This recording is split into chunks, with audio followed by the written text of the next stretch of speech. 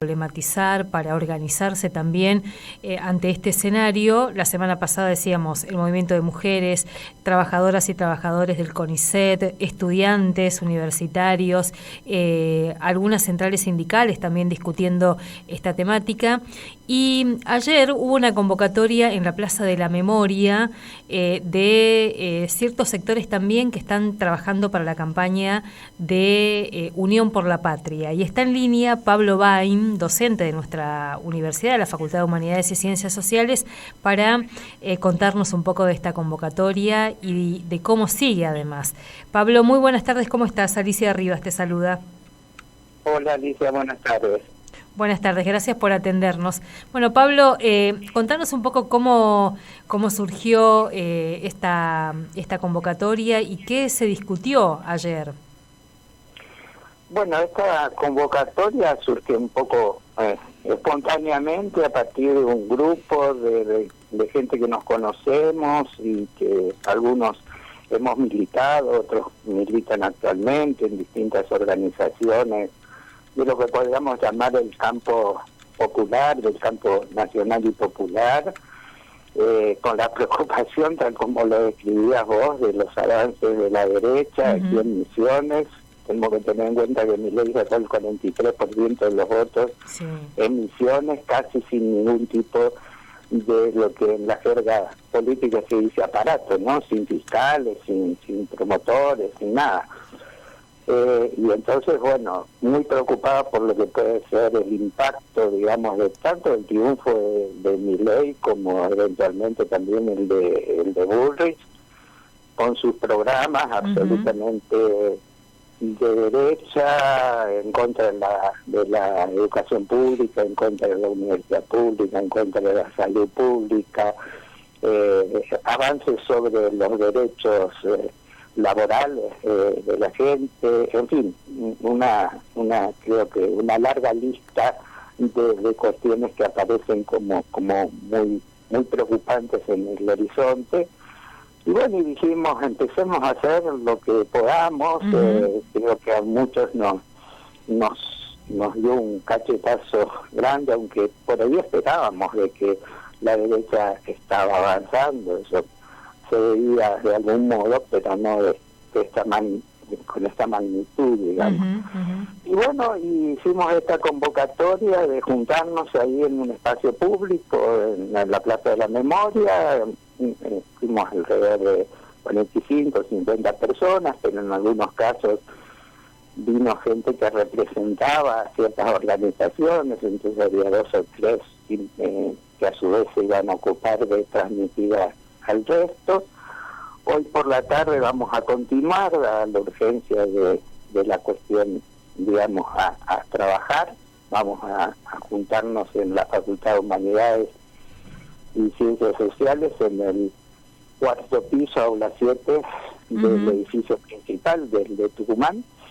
Y bueno, y vamos a empezar a avanzar en propuestas diversas que ayer un poco empezaron a surgir, cómo trabajar, digamos, en el territorio. Hay grupos que ya tienen un desarrollo territorial en barrios y demás, cómo trabajar la cuestión mediática, en fin. También, viste, cuando surgen estas cosas, cada uno aporta su diagnóstico, sus perspectivas. Hoy vamos a darle un poco una forma organizativa, que haya representantes un poco de los distintos grupos que van a participar, porque viste que hay cuestiones más de tipo operativo y demás que no se pueden resolver en una asamblea o algo así. Y bueno, la idea es trabajar, coordinar con otros grupos que sabemos que están coordinados, que están trabajando, por ejemplo, los trabajadores de la cultura, ya se empezaron a juntar hace un tiempito, han hecho varias reuniones, tratando de defender, bueno, todo lo que es la cuestión del arte y la cultura, que también probablemente sea también atacado, como es atacado en general el Estado y su rol por parte de la derecha, ¿no? Pablo, ¿qué leíste vos del triunfo de Milei? ¿Por dónde crees que pasa esa interpelación a los y las votantes que lo acompañaron masivamente, digamos, ¿no? Y además claro, de manera transversal también, ¿no?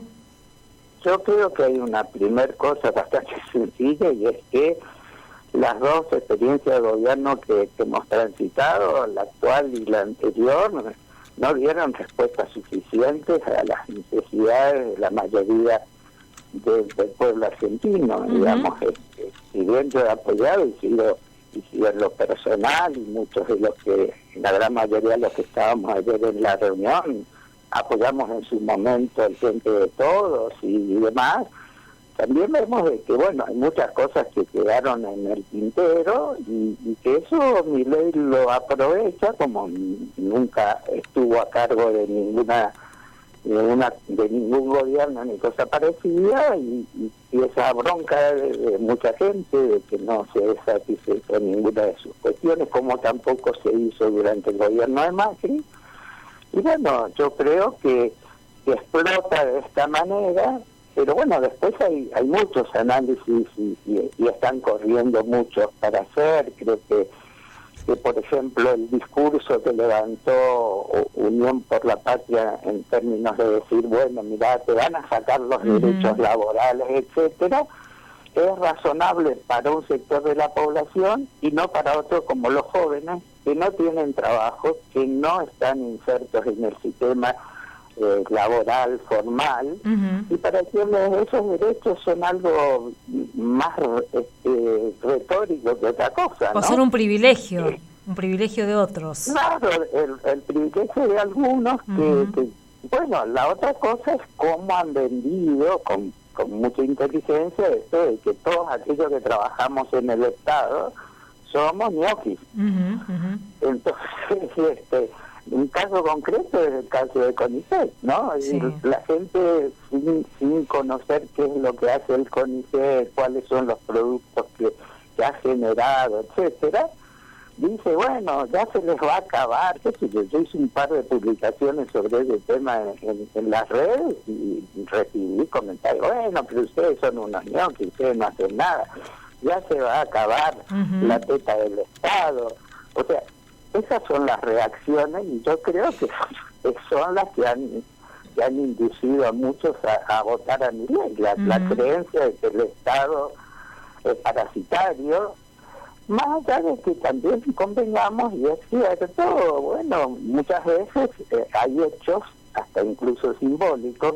Por decir unos ejemplos, en plena pandemia, el cumpleaños de Alberto, de la mujer de Alberto, o el vacunatorio de Ginés, o tal vez otras cosas, Pablo, como más cotidianas y más naturalizadas, ¿no? Porque nosotros decimos también, muchos de los sectores más excluidos y más vulnerados, cada vez que llegan a un área del Estado, no siempre se encuentran con gente garantizándole derechos, sino en su gran mayoría de las veces con hostilidad, digamos, ¿no? Eso es cierto también. Eso es verdad. Digamos, sí, coincido con vos, que muchas áreas del Estado, en vez de ocuparse de los temas, son instancias burocráticas donde pareciera que los sujetos que concurren a buscar respuesta ante sus derechos, incluso contradictoriamente con los enunciados que se hacen de las políticas y demás, ¿no? De pronto uno escucha algo de no sé, voy a poner un ejemplo, de los avances que el PAMI ha hecho en materia de muchos aspectos, pero también es verdad que a veces se piden servicios al PAMI, qué sé yo, para una operación y tardan una enormidad. Sí. Conozco casos concretos, como también te puedo decir, como jubilado que soy, que yo recibo estoy ahorrando de una manera importante con los remedios, algunos gratuitos y otros con muy bajo porcentaje de pagos. Pero, como bien les digo, también hay otras actitudes, otras cosas. Alguna vez tuve que hacer un trámite en ANSES y hay unas colas que son horribles, a pesar de los turnos, a pesar de todo lo demás. O sea, yo creo que se hacen esfuerzos, pero por ahí son insuficientes. Entonces aquel que tiene o que tiene que, qué sé yo, que hacer el trámite por el tema de no pagar el porcentaje de aumento que hay sobre los servicios, pero a veces se hacen con unas plataformas que, bueno, mucha gente no las maneja, o a veces alguien que tiene un cierto oficio de entrar en sistemas y demás, no puede entrar porque está colapsado, no funciona, y bueno, y esto creo que es parte.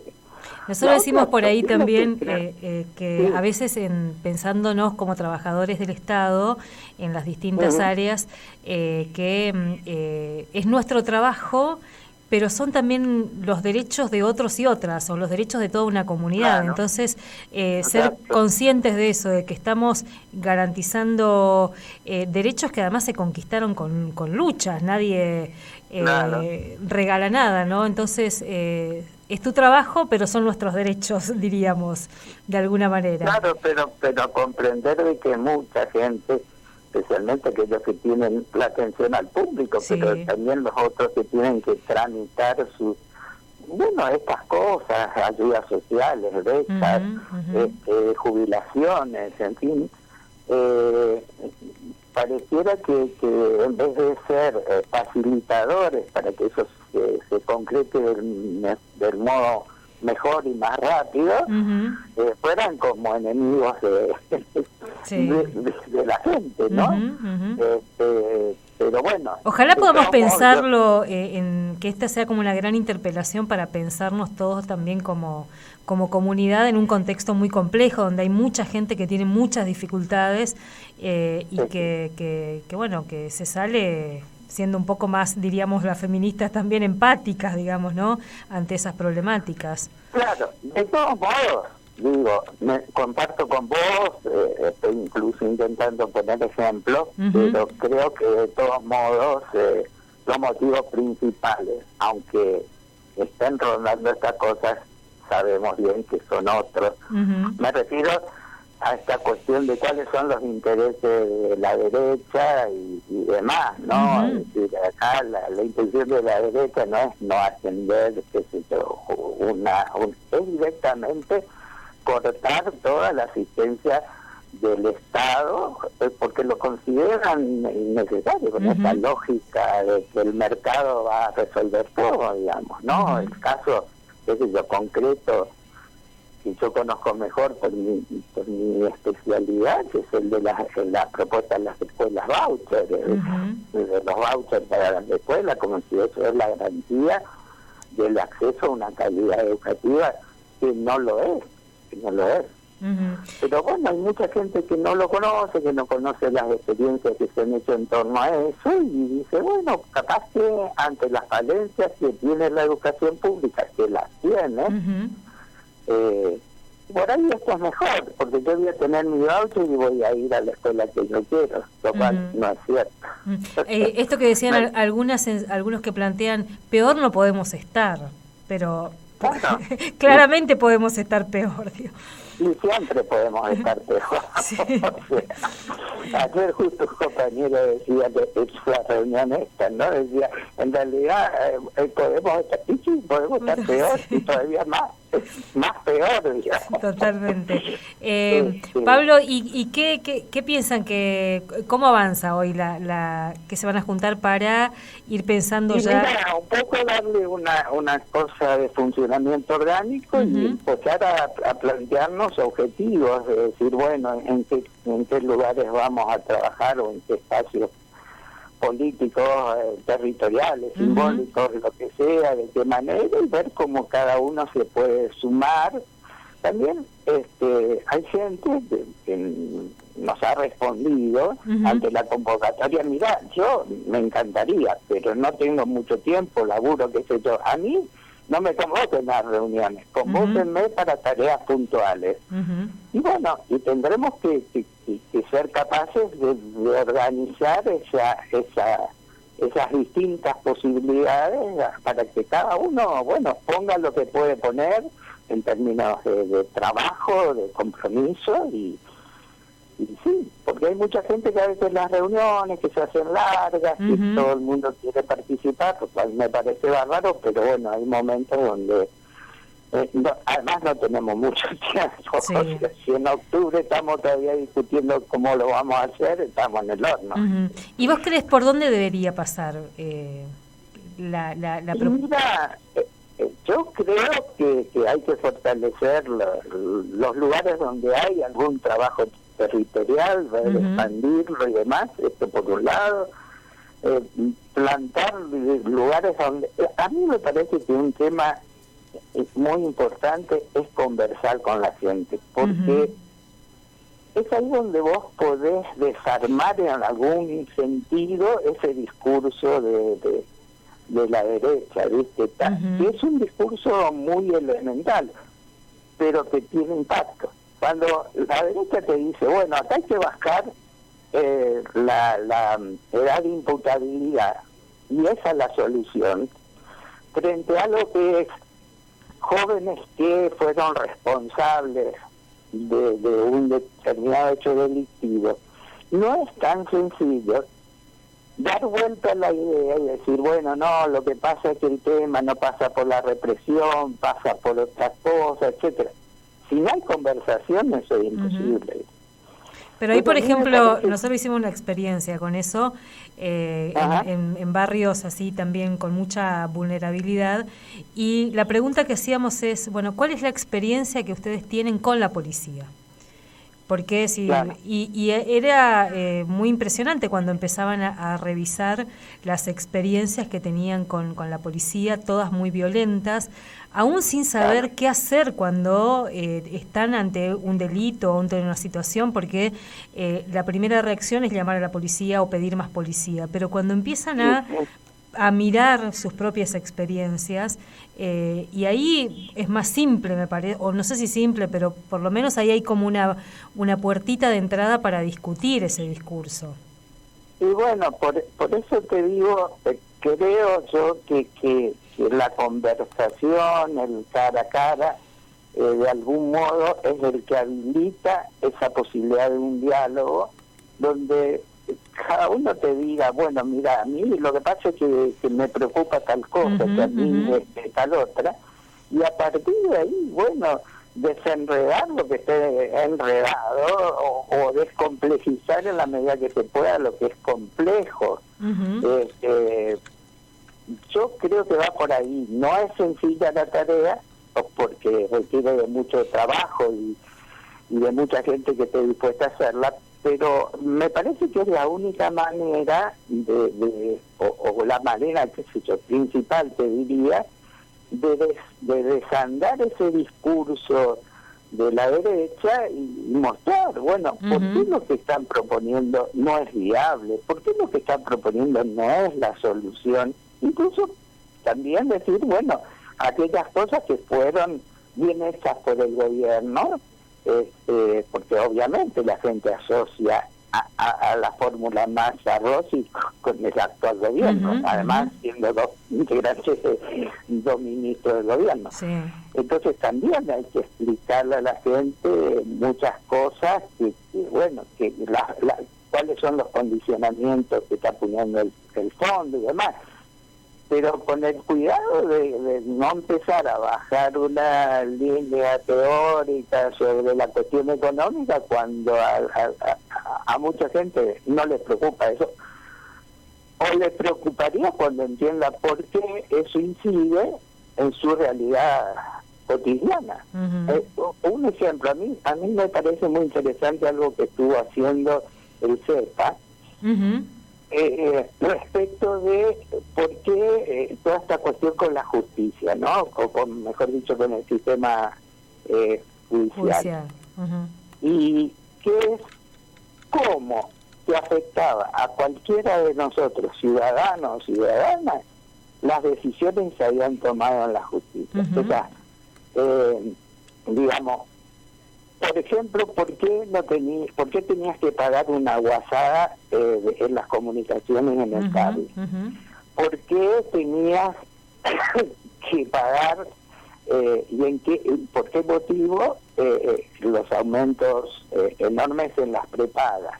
O sea, cosas concretas que por ahí uno no asocia a que en realidad hubo una cautelar y entonces resulta que el grupo Clarín tal o cual cosa. Uno dice, che, ¿por qué no me aumentan esto? Totalmente. Creo que por ahí va la cosa, Alicia, no sé. No, y está bueno. Estamos todos tan desconcertados intentando inventar algo, ¿viste? No, pero me parece que es re interesante también eso de ir a escuchar y un poco sentir esa... Porque hay mucha gente que está muy angustiada y a veces...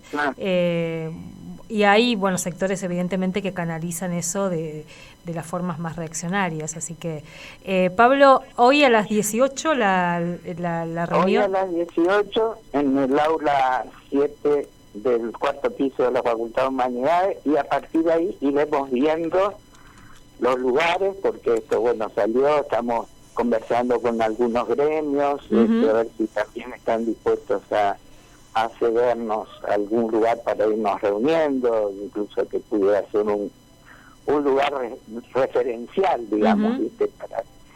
Pero bueno, lo que sí me comprometo, porque más allá de esto no te puedo contar, es que una vez que avancemos en las propuestas o cosas, me comunico y bueno, y nos contás hablar con algún otro de los compañeros, de las compañeras. Seguramente habrá quienes se ocupen de la cuestión de los medios, de la prensa, ¿sí? Así que vaya que es un campo en disputa, y para disputar ahí, ¿no? El de los medios también, así que... Pablo... Claro, bueno, yo creo que esa es otra de las cuestiones, pero, a ver, esa es mi opinión personal, ¿no? Yo creo que los medios formales que conocemos todos, y va a ser difícil la pelea ahí. Sí. Va a ser difícil la pelea. Bueno, hay espacios, existen, hay espacios gratuitos, hay que aprovecharlos, todo lo demás.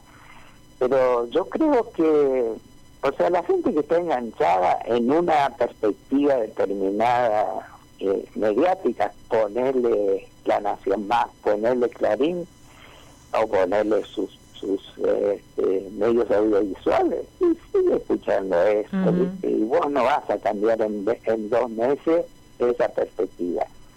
Ahora, las redes creo que es un campo para trabajar, que es un campo para trabajar sobre todo con los estudiantes. Mira, ayer estuvo, bueno, debes conocer a Marina Casales, que es docente de la facultad, y nos contaba sobre unos estudios que estuvieron haciendo, investigaciones sobre qué es lo que consume los jóvenes de distintas clases sociales, de distintos grupos, cuáles son los medios.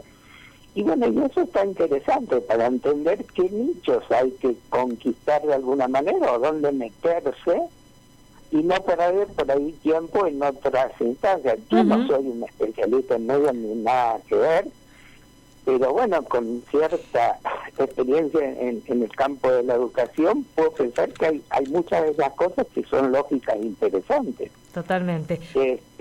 También creo que hay que llegar a partes de la población sin poner adelante, digamos, la banderita, ni qué sé yo, tampoco engañando, ¿no?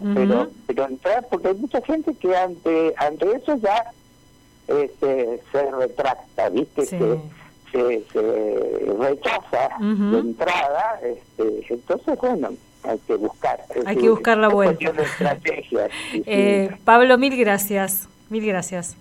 No, por favor, Alicia, bueno, quedamos en contacto de lo que pudiéramos ir avanzando. Muchas gracias. Me mantengo al tanto y seguimos en contacto, y gracias por este espacio. Muchas gracias, hasta luego. Pablo Bain, un abrazo. chau, docente investigador de nuestra Facultad de Humanidades y